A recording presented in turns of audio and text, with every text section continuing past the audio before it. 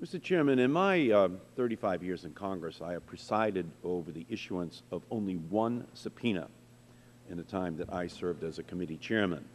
It, too, concerned an environmental policy matter that began during the Bush administration, but unlike this subpoena, for every single internal White House email related to Solyndra, the one I issued was issued on a bipartisan basis with my ranking member, Republican member, Jim Sensenbrenner, fully supporting my efforts to learn more about the Bush administration's response to global warming. It was a bipartisan effort because we exhausted all other avenues for obtaining the information from the Bush administration first. That has not happened here.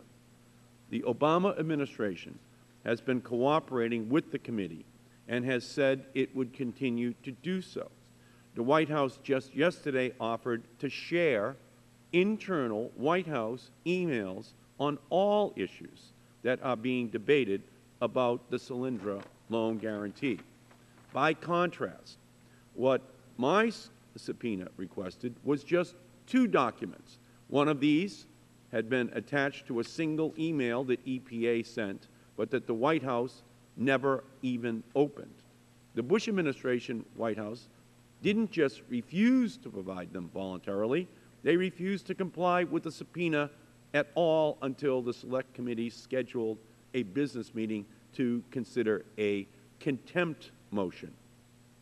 This committee should accept the accommodation offer the White House made. Subpoenas should be the last resort used to obtain information when the subject of an inquiry has failed to fully cooperate.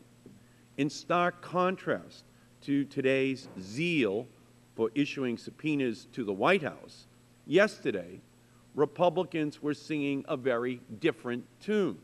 Over in the Natural Resources Committee, 100 yards away, Republicans voted unanimously against my motion to subpoena the CEOs of BP, Transocean, Halliburton, and Cameron, who refused, that's right, refused to appear at a hearing before our committee to testify as to what has happened since the BP oil spill.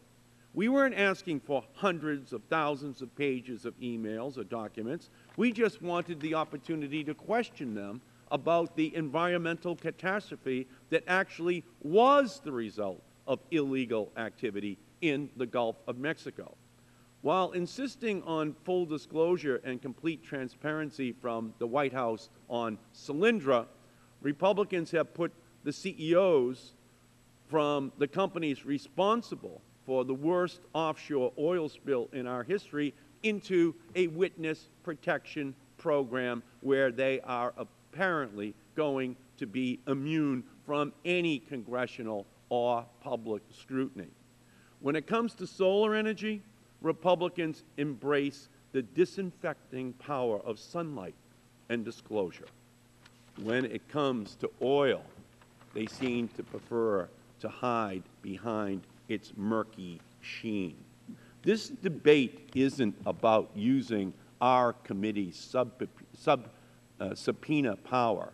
This is about fossil fuel and nuclear fuel interests not wanting more Americans using solar power.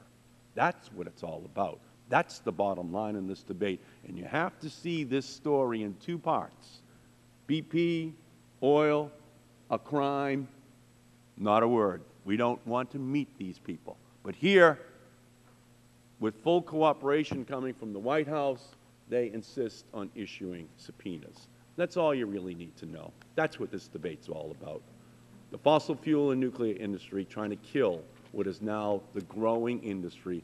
100,000 employees in the solar industry, 85,000 employees in the wind industry, 85,000 employees in the coal industry.